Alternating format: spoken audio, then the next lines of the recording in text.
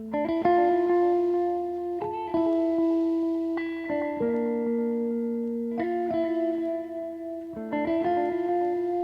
Students, welcome back. आज हमारा discussion रहेगा केमिकल प्रॉपर्टीज ऑफ ईथर के ऊपर।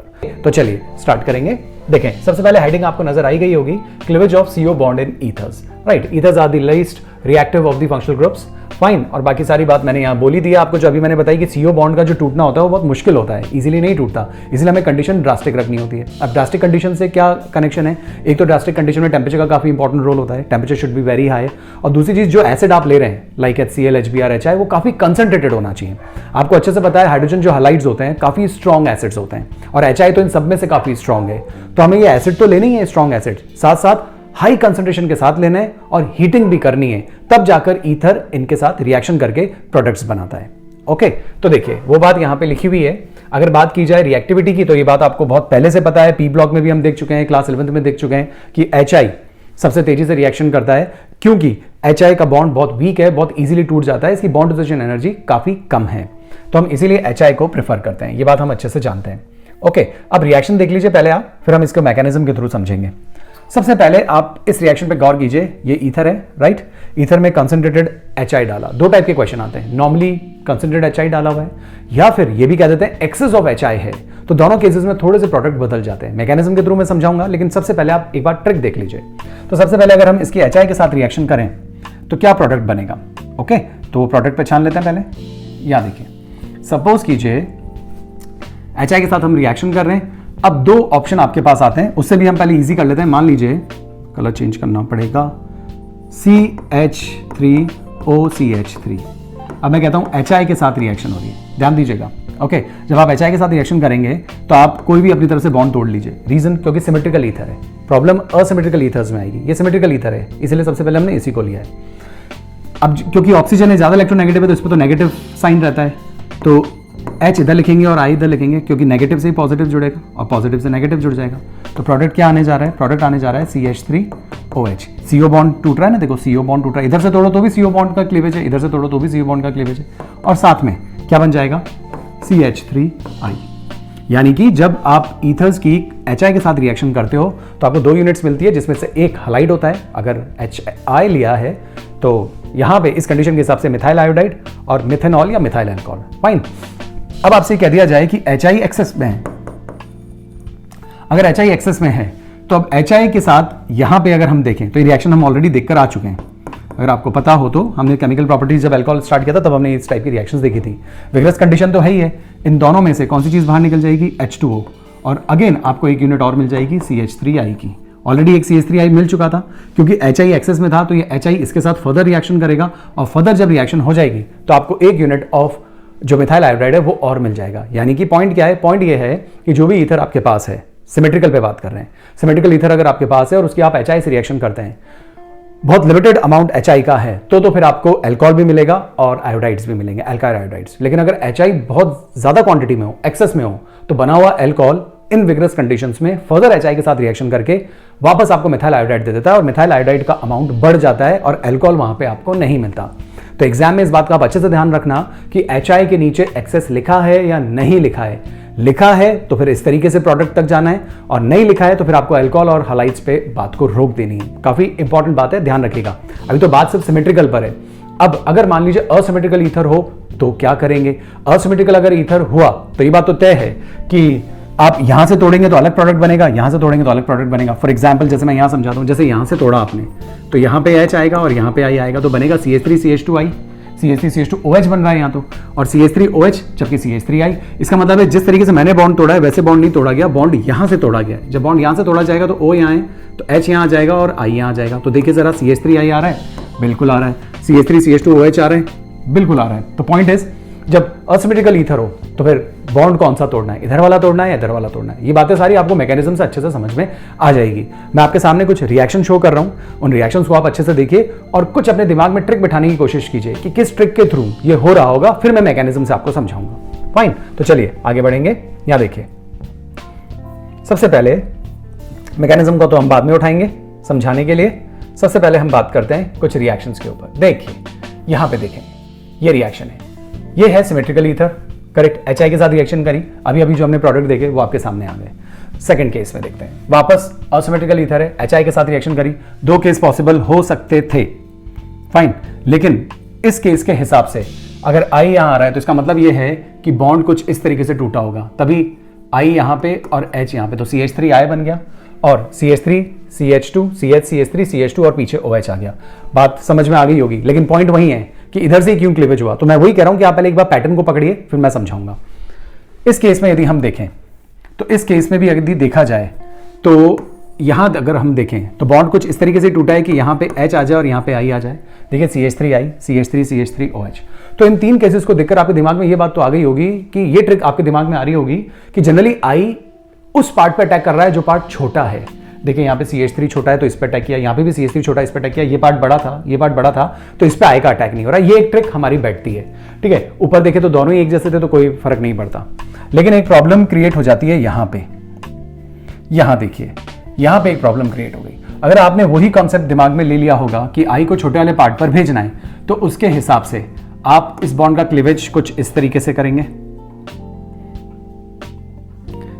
यूं, यहां पे H और यहां पे I, तो बनना चाहिए था अल्कोहल, टर्शी ब्यूटाइल अल्कोहल, जबकि यहां पे इथाइल अल्कोहल बन रहा है, और इथाइल आयोडाइड बनना चाहिए था, जबकि यहां पे टर्शी ब्यूटाइल आयोडाइड बन रहा है। मतलब जैसा आपने सोचा वैसा तो नहीं कर रहा। मतलब कोई एक कॉमन ट्रिक तो काम नहीं करेगी कि हम ये कह दें कि जो I है वो हमेशा छोटे पार्ट पे अटैक करेगा। यहां पे तो I ने बड़े एल्किल ग्रुप पे अटैक करके इस टाइप के प्रोडक्ट बना लिए। तो अब पॉइंट कहां से निकालें, क्या कंक्लूजन निकालें? तो सबसे पहले दिमाग में ये चीज हटा दीजिए कि I हमेशा छोटे वाले पार्ट पे अटैक करेगा। इससे बेटर ट्रिक मैं आपको देता हूं, उसको सुन लीजिए, उससे प्रोडक्ट बिल्कुल इजीली आपको समझ में आ जाएंगे। सुनिए, जब भी आपको ईथर में दोनों साइड पर राइट छोटा ग्रुप भी नजर आए और बड़ा ग्रुप भी, सिमेट्रिकल हो तो कोई इशू नहीं है, असिमेट्रिकल हो तो I को हमेशा छोटे वाले पार्ट पे अटैक करना है। कब तक? जब तक कोई डिग्री ना हो, मतलब जैसे 0 डिग्री वाला हो, या फिर प्राइमरी हो तो भी छोटे वाले पार्ट पे अटैक करना है, सेकेंडरी हो तो भी छोटे वाले पार्ट पे अटैक करना है। लेकिन अगर टर्शियरी एल्किल ग्रुप आपको नजर आ जाता है तो फिर I अटैक करेगा बड़े वाले पार्ट पर। मैं फिर कह रहा हूं, मैं ट्रिक बता रहा हूं, मैकेनिज्म से समझाऊंगा। बस अभी इतना ध्यान रखिए कि अगर आपको आयोडीन का अटैक करना है तो आयोडीन को हमेशा छोटे ग्रुप पे अटैक कीजिए। कब तक? जब तक 0 डिग्री हो, 1 डिग्री एल्किल ग्रुप नजर आ रहा हो, 2 डिग्री एल्किल ग्रुप भी अगर आपको नजर आ रहा हो और उसके साथ कोई छोटा ग्रुप नजर आ रहा हो तो हमेशा छोटे पे अटैक करेंगे। और अगर 3 डिग्री एल्किल ग्रुप नजर आ रहा है और कोई छोटा ग्रुप भी नजर आ रहा है तो आयोडीन को आपको 3 डिग्री वाले पे अटैक करवाना है। ये दिमाग में बिठा लीजिए, तो आंसर्स कभी गलत नहीं होंगे। देखिए यहां पे यदि बात की जाए तो आयोडीन छोटे पे अटैक करना चाहिए था, लेकिन यहां पे देखिए टर्शियरी ग्रुप है, कार्बन डायरेक्टली 3 कार्बन से जुड़ रहा है, तो आयोडीन को आपने बड़े से अटैक कर दिया। और जो बड़े पे अटैक करेंगे I को, तो इसका मतलब जिस तरीके से मैंने लिखा है इस तरीके से नहीं होगा, राइट, उल्टे तरीके से क्लीवेज होगा। यानी कि I यहां अटैक करेगा तो बॉन्ड आपको U तोड़ना होगा, तो I यहां आ जाएगा और H यहां आ जाएगा। तो देखिए ये बन गया CH3 CH2 OH। फाइन। ऊपर अगर आप देखें तो यहाँ पे ये छोटा ग्रुप है और ये सेकेंडरी ग्रुप है, कार्बन डायरेक्टली 2 कार्बन से जुड़ रहा है, सेकेंडरी कंडीशन है, तो I को हमेशा छोटे वाले पार्ट पे अटैक करना है। देखिए I छोटे वाले पार्ट पे अटैक कर रहा है, करेक्ट। ऊपर अगर हम देखें यहाँ पे तो ये बड़ा ग्रुप है, ये छोटा ग्रुप है, ये कौन सा ग्रुप है? तो इसको देखें तो कार्बन डायरेक्टली एक ही कार्बन से जुड़ रहा है, तो प्राइमरी कंडीशन ही है। फिर कहता हूँ ये कार्बन डायरेक्टली एक ही कार्बन से अटैच्ड है, तो प्राइमरी है, तो प्राइमरी कंडीशन है, तो भी आयोडीन छोटे वाले पार्ट पे अटैक करेगा। तो देखिए आयोडीन ने छोटे वाले पार्ट पे अटैक किया, तो CH3I। अब छोटे वाले पार्ट पे I अटैक करेगा तो इसका मतलब है यहाँ से बॉन्ड तोड़ दीजिए, क्योंकि O के पे तो नेगेटिव होता है, तो O से तो हमेशा H आके जुड़ेगा और यहीं पे I आ जाएगा। तो ये प्रोडक्ट आपका बन गया। सिमेट्रिकल हो तो कोई इशू है नहीं। चलिए अब मैं इसका मैकेनिज्म समझाता हूं आपको। मैकेनिज्म देखिए, बिल्कुल ईजी है। यहां देखें, सबसे पहले हम शुरू करते हैं यहां पे, फिर वैसे तो नीचे लिखा हुआ है अच्छे से, पर पहले हम यहां प्रैक्टिस कर लेते हैं, फिर उसको देख लेंगे। ओके, चलिए यहां देखिए। सबसे पहले CH3 CH2O, ओके ये ऊपर से हटा देते हैं। हाँ, नाउ सबसे पहले जो कंपाउंड है जिसकी रिएक्शन हम करने जा रहे हैं उसको लिख लेते हैं CH3 CH2O CH3। Fine. Reaction किसके साथ हो रही है? रिएक्शन हो रही है HI के साथ। स्ट्रॉन्गेस्ट एसिड है, जल्दी टूटेगा, H सप्लाई करेगा, यानी कि H+। पता है आपको, इतना मैकेनिज्म अब हमने प्रैक्टिस कर लिया है कि आपको इश्यूज नहीं आएंगे इसको समझने में। मानते हैं प्रोटोनेटेड ईथर बन चुका है। ओके, नाउ अब प्रोटोनेटेड ईथर है, ये चीज बन चुकी है। अब इस पे अटैक कर लेंगे हम, किसका? I का। अब I अटैक करने के लिए आ रहा है I-, ठीक है ना। मैं सामने ही लिखता हूं, उससे थोड़ा बेटर समझ आ जाएगा। यहां देखिए I-, अब I- अटैक करेगा। देखिए अब यहां क्या हो सकता है, देखिए अब पॉइंट क्या है? पॉइंट ये है कि इस बॉन्ड के इलेक्ट्रॉन शिफ्ट कर सकते हैं हम, क्योंकि ऑक्सीजन के ऊपर पॉजिटिव चार्ज तो रहना नहीं है, पॉजिटिव चार्ज तो हटना है, तो ये बॉन्ड के इलेक्ट्रॉन्स तो खींचेगा, राइट। साइमल्टेनियसली आई को भी अटैक करना है, तो यहां हो क्या रहा है पहले वो देख लीजिए। आई अटैक करेगा यहां पे और इस बॉन्ड के इलेक्ट्रॉन शिफ्ट होंगे यहां पे। पहले आप समझ लें, फिर मैं आपको और एक्सप्लेन करता हूं कि हुआ क्या है, पहले ये देख लीजिए। तो इसका प्रोडक्ट देखिए अब क्या बन सकता है। प्रोडक्ट बनता है CH3 CH2 OH OH, bond के इलेक्ट्रॉन यहां आ गए, नेगेटिव प्लस माइनस न्यूट्रल आपको पता है, और साथ में CH3I, ये आपका बन गया प्रोडक्ट। फाइन। क्वेश्चन इज ये क्या हुआ है, ये किस टाइप का मैकेनिज्म है? तो इस मैकेनिज्म को हम कहते हैं SN2 मैकेनिज्म। SN2 मतलब simultaneous attack. Question is simultaneous attack क्यों हुआ? क्योंकि यहां पे कोई ऐसा कार्बोकैटायन बन ही नहीं रहा जो स्टेबल हो। अगर स्टेबल कार्बोकैटायन बनने की कंडीशन आती है तो पहले हम वो कार्बोकैटायन बना लेते हैं, फिर उस पर आके न्यूक्लियोफाइल अटैक करता है, और फिर वहां पे मैकेनिज्म SN1 होता था। आपको अच्छे से पता होगा, लास्ट वीडियोस आप देख सकते हैं, हाइलाइट्स में भी हमने ये बात देखी है। तो यहां पे ना तो इस साइड से कोई कार्बोकैटायन स्टेबल बनता है, अगर मैं इस बॉन्ड के इलेक्ट्रॉन यहां खींच रहा हूं तो ये मिथाइल कार्बोकैटायन बनता है। मान लीजिए इस बॉन्ड के इलेक्ट्रॉन में यहां खींच देता हूं तो ये इथाइल कार्बोकैटायन बनता है। एक 0 डिग्री कार्बोकैटायन है और एक प्राइमरी कार्बोकैटायन है, दोनों ही अनस्टेबल है, तो दोनों ही नहीं साइमल्टेनियसली बनना चाहेंगे क्योंकि अनस्टेबल है।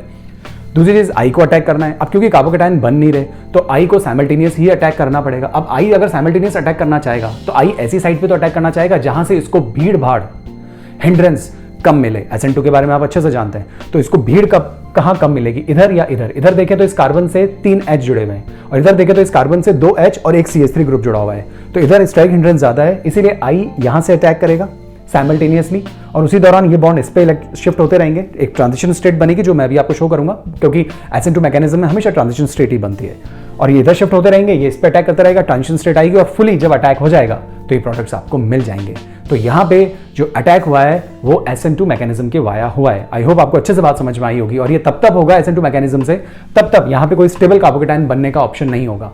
और शायद अब बात बिल्कुल क्लियर हो गई होगी कि स्टेबल कार्बोकैटायन सबसे ज्यादा जो होता है वो टर्शरी ही होता है। हाँ, अगर टर्शरी कार्बोकैटायन के डेवलप होने के चांसेस बनते हैं तो फिर हम टर्शरी कार्बोकैटायन बनाते हैं और फिर उस पर आई का अटैक करते हैं, और फिर वो केस SN1 मैकेनिज्म में समझ लेंगे अभी हम आगे। फाइन। तो ये इतनी सी बात आपको यहां समझ आई होगी। अब मैं इसको यहां से शो करता हूं आपको। ये देखिए mechanism, CH3O CH2 CH3 HI के साथ रिएक्शन हुई, ये प्रोटोनेटेड ईथर बन गया। I माइनस, मैंने आपसे कहा था गुड न्यूक्लियोफाइल है। क्यों गुड न्यूक्लियोफाइल है? क्योंकि I अभी H के साथ जुड़ा हुआ है, बेमेल जोड़ी है। I बहुत बड़ा, H बहुत छोटा है। इसका मतलब ये हुआ कि I इससे अलग होकर कम से कम ऐसी चीज से जुड़ना चाहेगा जो रिलेटिवली इससे बड़ा साइज रखती होगी, इसीलिए आयोडीन इस H को छोड़ता है, ठीक है, और कार्बन पे अटैक करता है तेजी से। इसीलिए हम कहते हैं कि आयोडीन एक अच्छा न्यूक्लियोफाइल है, क्योंकि H से पीछा छुड़ाकर ये C से जुड़ना पसंद करता है। फाइन। और कार्बन पे जो चीज अटैक करिए वाया इट्स लोन पेयर, वो न्यूक्लियोफाइल ही कहलाता है। That's why it's a good nucleophile. Now अब क्या होने जा रहा है, ये देखिए, ये न्यूक्लियोफाइल आ गया। मैंने कहा ही था साइमल्टेनियस अटैक होना जा रहा है, क्योंकि टर्शरी कार्बोकैटायन तो बन नहीं रहे। ये देखिए साइमल्टेनियस अटैक, CH3 CH2, ये H, ये O, इसके साथ इसके बॉन्ड बनते हुए नजर आ रहे हैं। ये देखिए बॉन्ड बन रहे हैं, और ये वाला जो बॉन्ड है ये वीकर हो रहा है, क्योंकि ये बॉन्ड के इलेक्ट्रॉन यहाँ शिफ्ट हो जाएंगे, तो ये वीक हो रहा है, ये बन रहा है। ये तो ट्रांजिशन स्टेट होती है, और अल्टीमेटली क्या होगा, ये बॉन्ड पूरा बन जाएगा, और यहाँ बन जाएगा CH3 CH2 OH, और ये बॉन्ड पूरा बन जाएगा CH3I। फाइन। यहाँ पे जो I का जो नेगेटिव साइन था वो हमने एरो कर यहाँ पे ऊपर शो कर दिया है। ओके, तो ये बनी इसकी ट्रांजिशन स्टेट। फाइन। नाउ अब यहाँ पे तो हमारा प्रोडक्ट आ गया। अब क्वेश्चन इज, इसी पॉइंट को अगर आगे बढ़ाना हो और ये कहा जाए कि एक्सेस में हमने HI ले रखा है तो क्या होगा? जब आपने एक्सेस में ले रखा है तो ये चीज फर्दर रिएक्ट करेगी, ठीक है। यहां देखिए, तो when primary and secondary alkyl groups are present, it is the lower alkyl group that forms alkyl iodide. वो बात ऊपर आ गई। When HI is in excess amount, then alcohol further reacts with another molecule of HI to give alkyl iodide। अब दूसरी reaction आती है। अब इधर एक CH3 है और इधर एक टर्शियरी अल्काइल ग्रुप है।